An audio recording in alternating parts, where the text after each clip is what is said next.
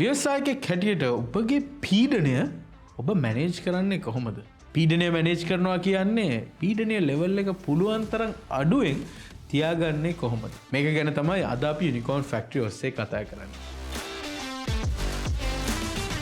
ඔයගොල්ලෝ දන්නවා ව්‍යවසායකයෙක් හැටියට ව්‍යාපාරයක් පටන් අරගෙන දිගටම ඒක දියුණු කරගෙන යන්න සෑහෙන දේවල් සෑහෙන ක්‍රියාවල් ඔයගොල්ලෝ කරන්න අවශ්‍යයි කියලා. පළවෙනියෙන්ම ඔයගොල්ලෝගේ ප්‍රොඩක්ට් එක ඩෙවලොප් කිරීම, මාකට් එක අයිඩෙන්ටිෆයි කරලා, ඒ මාකටිං වැඩ ටික කරලා, සේල් කරලා, ඒ කස්ටමර්ස්ලා මැනේජ් කරලා, ඒ ටීම් එක මැනේජ් කරලා, තේරුණානේ? කොටක් වැඩ තියෙනවා. ඉතින් මේ සෑම දෙයක්ම කරද්දී මේ පීඩනය කියන එක අලුත් දෙයක් නෙමෙයි. පීඩනය කියන්නේ හැම ව්‍යවසායකයකටම මුහුණ දෙන්නම සිදුවෙන දෙයක්. ඉතින් කොහොමද අපි මේ පීඩනය කියන එක මැනේජ් කරගන්නේ? මොකද පීඩනය කියන එක හොඳ දෙයක් නෙමෙයි. පීඩනය අධික පීඩනයෙන් නැත්නම් හයි ස්ට්‍රෙස් වලින් ඔයගොල්ලන්ගේ හෙල්ත් එක හරිම ඇඩ්වර්ස්ලි හරිම නෙගටිව්ලි එෆෙක්ට් වෙනවා. ඔයගොල්ලන්ගේ හાર્ට් කන්ඩිෂන් එක එෆෙක්ට් වෙන්න පුළුවන්, රයිට්? ඔයගොල්ලන්ගේ මෙන්ටල් කන්ඩිෂන් එක එෆෙක්ට් වෙන්න පුළුවන්. ඔයගොල්ලන්ගේ overall physical and mental health එක මේ ස්ට්‍රෙස් එක නිසා සෑහෙන්නම නෙගටිව්ලි ඩිග්‍රේඩ් වෙනවා. ඒ නිසා මේ ස්ට්‍රෙස් ලෙවල්ස් අඩුවෙන් තියාගන්න ඕන අපි ව්‍යවසායකයෙක් හැටියට. මොකද මම හැමදාම කියන දෙයක් තමයි මේ අන්තිමට ව්‍යාපාරය ගොඩනගා ගන්නට කලින් ඕගොල්ලෝ හොඳට ඉන්න ඕනේ. මොකද ව්‍යාපාරයේ සාර්ථකත්වය තියෙන්නේ මම හැමදාම කියන කතාව ඕගොල්ලෝගේ අතේ. ඕගොල්ලෝ හොඳට නැත්තම් හොඳ කන්ඩිෂන් එකේ නැත්තම් ව්‍යාපාරෙත් සෑහෙන ස්ට්‍රගල් කරනවා. ඉතින් අද මම මගේ දැන් ව්‍යවසායක ගමනේදී මම යූස් කරපු දේවල් ගැන චුට්ටක් ඕගොල්ලන්ට කතා කරන්න. මේ මතක තියාගන්න මේවා ප්‍රොෆෙෂනල් මෙඩිකල් ඇඩ්වයිසර්ස් නෙමෙයි.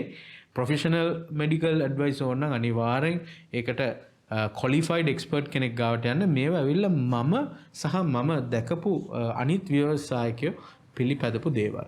සාමාන්‍ය ස්ට්‍රෙස් කියලා දෙයක් නැත්නම් පීඩනය ඇති වෙන්නේ ඔයගොල්ලන්ට කරගන්න බැරි දෙයක්කට ඔයගොල්ලන් මුහුණ දෙන්න සිදු වුණොත්. ඒ කියන්නේ ඔයගොල්ලන් හරිම හෙල්ප්ලස් අවස්ථාවක් කියලා අපි කියන්නේ. කියන්නේ ඔයගොල්ලන්ට කරගන්න දෙයක් නැහැ. රයිට්? ඔයගොල්ලෝ මේක ගැන ඇත්තටම හිතනවා, ගොඩක් හිතනවා, කල්පනා කරනවා. රයිට්? ඒ වුණාට ඔයගොල්ලෝ මේ අවස්ථාවේදී ඒක ගැන ඔයගොල්ලෝ එපණින් මේ මොමන්ට් එකේ කරගන්න දෙයක් නැහැ. ඒකට ඔයගොල්ලෝ ස්ට්‍රෙස් වෙනවා. ඒ වගේම තව ඉන්ස්ටන්ස් එකක් වෙන්න පුළුවන් ඔයගොල්ලන්ට සෑහෙන නෙගටිව් නැත්නම් ස්ට්‍රෙස්ෆුල් දෙයකට නැත්නම් මොකක්ද ඉවෙන්ට් එකකට මුහුණ දෙන්න සිදු වුණොත් අපි හිතමු ඔයගොල්ලෝගේ කස්ටමර් කෙනෙක්ට සෑහෙන මල පැනලා. ඔයගොල්ලෝගේ එම්ප්ලොයි කෙනෙක් ඔන්න අස්වීමෙන් ලිපිය අතට දීලා. රයිට්? වැදගත් එම්ප්ලොයි කෙනෙක්.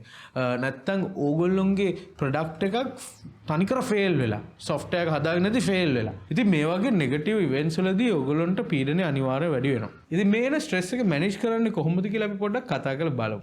පළවෙනි දේ තමයි වැදගත්ම දේ ඔයගොල්ලෝ කරන වැඩ හොඳට ප්ලෑන් කරන්න අවශ්‍යයි. මම සාමාන්‍යයෙන් මේක අනිවාර්යෙන් කරන දෙයක්. උදේට මම සාමාන්‍ය වැඩ පටන් ගන්න කලින් අද දවසේදී මම මොනවද කරන්න ඕන කියලා මම ප්ලෑන් කරගන්නවා.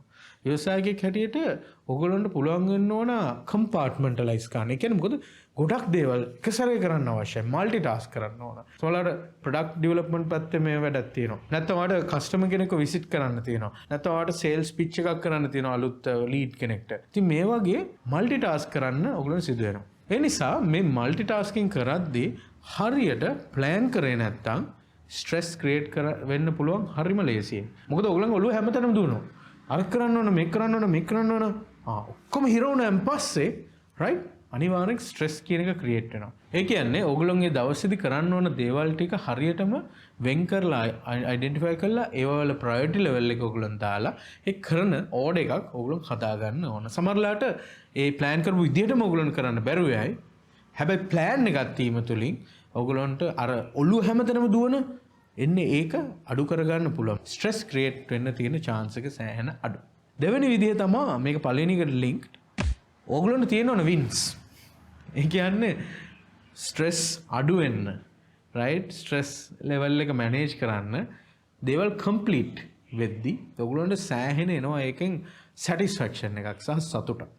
අපි කියමු සේල්ස් පිච් එකක් තියෙනවා. ඔයගොල්ලෝ සේල්ස් ප්‍රසන්ටේෂන් එකක් තියෙනවා. ඔයගොල්ලෝ වැඩ කරලා තියෙන ඔයගොල්ලෝ හදාද ඉන්න. මොකද සති ගානක් තිස්සේ හදනවා. හරි ස්ට්‍රෙස්ෆුල් මේක. අම්බෝ මේක තාම නැහැ. ඒක තාම හදනවා. වෙනස්කම් කරනවා. ඔන්න ඉවරුණා. Stress is over. ඒ නිසා මේක කරන්න වින්ස් තියෙන්න නැත්නම් වැඩ කම්ප්ලීට් කරන්න ඔයගොල්ලන්ට පොඩි ඇඩ්වයිස් එකක් මම දෙන්න. ඒ තමයි හැම වෙලාවෙම පර්ෆෙක්ෂන් එක දිහාම දුවන්න එපා. මේකෙන් මම අදහස් කරන්නේ ඔයගොල්ලන් කරන දේවල් හොඳට කරන්න එපා කියන එක නෙමෙයි. හැබැයි සමහරලාට අපි දෙයක් අපි කම්ප්ලීට් කරන්නේ නැහැ. ඒක ඇද ඉන්නවා. මොකද අපි ඒකේ පර්ෆෙක්ෂනස් එක අපි ඔබ්සෙස් වෙලා ඉන්නේ. කියන්නේ අපි ඒක පර්ෆෙක්ට්ම කරනකම් අපි ඒක ඉවර කරන්න කැමති නැහැ. මේක උදාහරණයක් ගත්තොත් අර ස්ලයිඩ් දෙක එක වෙන්න පුළුවන්. ඔයාට ඒක තවත් දියුණු කරන්න ඕන, තවත් හදන්න ඕන, තව ග්‍රැෆික් එකක් දාන්න ඕන, තව පාට හදන්න ඕන, තව කන්ටෙන්ට් එකක් දාන්න ඕන. ඒ නිසා මේ වැඩේ දික් වෙනවා. කවදාවත් ඔයා මේක ඩන් කියලා ඔයාගේ ඔළුවේවත් මේ ටාස්ක් එකවත් මාක් වෙන්නේ නැහැ. ඒ නිසා ඔයගොල්ලෝ වදේ නැත්නම් ස්ට්‍රෙස් එක වැඩි වෙනවා. හැබැයි මට තේරෙනවා ඉවරුනාම තියෙන සතුට අන්න ඒක ඔයගොල්ලන්ට ක්‍රියේට් කරන්න පුළුවන්. ඒ ඔයගොල්ලන්ගේ අර තියෙන පර්ෆෙක්ෂනිසම් එක චුට්ටක් අඩු කරගත්තොත්. මං කියන්නේ ඔයගොල්ලන් පිච් එක හොඳටම හදන්න එපා කියලා. හැබැයි මං කියන්නේ පර්ෆෙක්ට් වෙනකන් වැඩේ ඇද ඉන්න එපා කියලා. version එකක් හදලා කම්ප්ලීට් කරන්න. ඊට තව ඉම්ප්‍රූව් කරන්න. කම්ප්ලීට් කරන්න ඒ version එක. අන්න ඒ මාර්ගෙන් ඔයගොල්ලන්ට පුළුවන් ඔයගොල්ලන්ගේ ස්ට්‍රෙස් ලෙවල් එක අඩු කරගන්න. right? so you have wins, you have completions in your record. තුන්වෙනි එක ඇවිල්ලා ඔයගොල්ලන්ගේ මේ healthy lifestyle එක maintain කරන එක. දැන් healthy කිව්වහම මම අර හැමෝම කියන මේ කන බොන ඒවා ටික පරිස්සම් කරගන්න කියන එක විතර නෙමෙයි කියන්නේ. මොකද මම ඇත්තට මේ පැත්තෙන් පරිස්සම් වෙලා නැහැ ගොඩක් කාලයක්. මොකද මම සාමාන්‍ය stress වුණාම මම කරන්නේ කන එක. right? I eat a lot, right? Or I will sit down and just lie down. Maybe watch some Netflix when I'm stressed, which is the wrong thing to do. ඒ නිසා හොඳ ලයිෆ්ස්ටයිල් එකක් තියාගන්න ඕන. හොඳ හෙල්ති විදිහට එනර්ජි එක හයි තියාගන්න ඕන. පොසිටිවිටි කියන එක සෑහෙන වැදගත්. ඔය නෙගටිව් මයින්ඩ්සෙට් එකකින් හිටියොත් එහෙම ස්ට්‍රෙස් කියන එක බලපානවා වැඩි. ඒ වගේම හෙල්ති ලයිෆ්ස්ටයිල් එකක් කියන්නේ yes, you have to be careful about what you eat, what you drink, right? ඒ වගේම ඔයාගේ work life balance එකත් මේකට ගොඩක් බලපානවා. ඒ කියන්නේ හැම වෙලාවෙම වැඩ ගන්න එපා. දැනගන්න කොයි වෙලාවෙද ඔයාට රෙස්ට් එකක් අවශ්‍ය කියලා. ඒ කියන්නේ ඔයා ස්ට්‍රෙස් වෙන වෙලාවට ඔයගලන්ට ඇත්තටම තේරෙනවා ඇඟට. ඒ කියන්නේ නිකන් හරිම අන්ඊසි ෆීලින් එකක් වෙනවා. හැම වෙලාවෙම කල්පනාව right සමහරවිට බොඩිලි මේවා තියෙනවා. ඔයගලන්ට ෂේක් වෙන්න ගන්න පුළුවන්. නිසා ඒ වගේ අවස්ථාවලදී බ්‍රේක් එකක් ගන්න. Don't keep overworking yourself. මේ stress management කියන එක හිතුවට වඩා ඇත්තටම ලේසි කරන්න ඕගොල්ලෝ එකේ උමනාව తీරනවා නම් පොඩි බ්‍රේක් එකක් ගන්න. මොකද මම දන්නවා ගොඩක් පුද්ගලයෝ ඉන්නවා. ඒගොල්ලෝ හරි stressed. ඒගොල්ලන්ට තවත් වැඩ කරන තවත් මහන්සිලා obsessive. They want to do more and more. They want to make it perfect. එපා. බ්‍රේක් එකක් ගන්න. මොකද අන්තිමට ඕගොල්ලෝගේ health එක තමයි වැදගත් වෙන්නේ ඔක්කොටම වඩා. මම ඔයගොල්ලන්ට තව advice එකක් දෙන්නම්. මේ තමයි ඔයගොල්ලෝගේ ඔයගොල්ලෝගේ ව්‍යවසායකයට ස්ට්‍රෙස් වෙන මේන් ඒරියා එකක්. ඒ මොකද්ද ඔයගොල්ලෝගේ ෆයිනෑන්ෂල් සිටුේෂන් එක කියන්නේ. ඉතින් ෆයිනෑන්ෂල් සිටුේෂන් කියන එක අනිවාර්යෙන් හරියම කෙයාර්ෆුලි ඔයගොල්ලෝ බැලන්ස් කරන්න ඕන දෙයක්. ෆයිනෑන්ෂල් ස්ට්‍රෙස් කියන එක ආවොත් ඒක රිඩ් කරන්න හරි අමාරුයි. මොකද ෆයිනෑන්ෂල් ස්ට්‍රෙස් කියන එක එන්නේ සමහරවිට ඔයගොල්ලෝගේ මාසේ අන්තිමට එම්ප්ලොයිස් එකට ගෙවන්න පඩි නැහැ. ඉතින් ඔයාලට ඒ වෙලාවේ මේක විසඳ ගන්න බෑ. විසඳ ගන්න හරි අමාරුයි. මේක එකපාරට ඩිරෙක්ට් විදියක් නැහැ. ඒ නිසා ඒකට දෙන්න පුළුවන් ඇඩ්වයිස් එක ෆයිනෑන්ෂල් ස්ට්‍රෙස් එන්න දෙන්න එපා. ෆයිනෑන්ෂල් මැනේජ්මන්ට් හොඳට කරන්න. remember that financial is the main reason for your business to succeed or to fail. ඒක මතක තියාගන්න. හොඳට මැනේජ් කරන්න. එතකොට ඔයගොල්ලෝ මේ ෆයිනෑන්ෂල් ස්ට්‍රෙස් කියන එක ආවොත් එන්න දෙන්න නැතුව ඔයගොල්ලන්ට පරිස්සමින් මේන්ටේන් කරන්න පුළුවන්. මගේ ෆයිනල් ඇඩ්වයිස් එක තමයි මේක සාමාන්‍යයෙන් මම හැමදාම ෆලෝ කරන්න try කරන එක. ඔයගොල්ලන්ට පීඩනය නැත්නම් ස්ට්‍රෙස් තියෙනවා නම් ඒකෙන් දුවලා යන්න එපා. ඒක මූණට මූණ හම්බ වෙලා ඒකට මූණ දෙන්න. right? If you have stress, don't run away from it.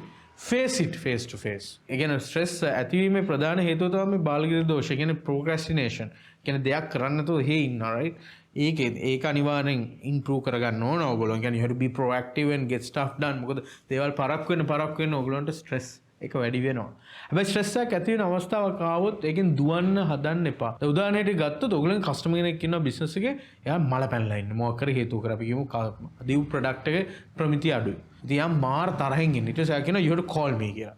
දැන් සාමාන්‍ය මෙයා දෙයක් වුණාම ඔයා ව්‍යවසායකයා CEO නේ සාමාන්‍ය organization you have to take this call. ඔයා මේක ඉන්නවා ඒක ලේට් කර වැඩ කර මේ පස්සේ කෝල් ගන්න. මොකද ඔයාට බයටත් වඩා ඔයාට නිකන් අර ආසනයක් ගන්න. මොකද දන්නවා මේක හරි අමීරි දෙයක් කියලා. ඉතින් ඔයා එන ස්ට්‍රෙස්ඩ් ඉන්නේ මේක ගැන. හිතනවා හැම වෙලාවෙම මේක ගැන. රයිට් ඔයා ඉන්න ඔයාගේ ස්ට්‍රෙස් එක වැඩි වෙනවා විතරයි. ඕක මූණ දෙන්න. උදවට වෙන කරන්න දෙයක් නැහැ මෙතනදී. ඔයාට ඒක විසඳන්න ඔයාම කෝල් කරන්න ඕන.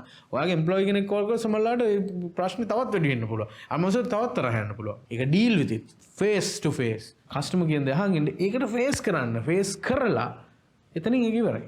right? So face your problems, right? That's the best way ඔයගොල්ලන්ට ස්ට්‍රෙස් එක අඩු කරගන්න පුළුවන් වෙන්නේ. ඉතින් මම හිතනවා ඔයගොල්ලෝ මේ වීඩියෝ එකෙන් හොඳ දෙයක් ඉගෙන ගන්න ඇති කියලා. මේක පොඩ්ඩක් වෙනස් විදිහේ ටොපික් එකක්. ව්‍යවසායකින්ට ස්ට්‍රෙස් පීඩනය කියන එක ගොඩක් තියෙන දෙයක්.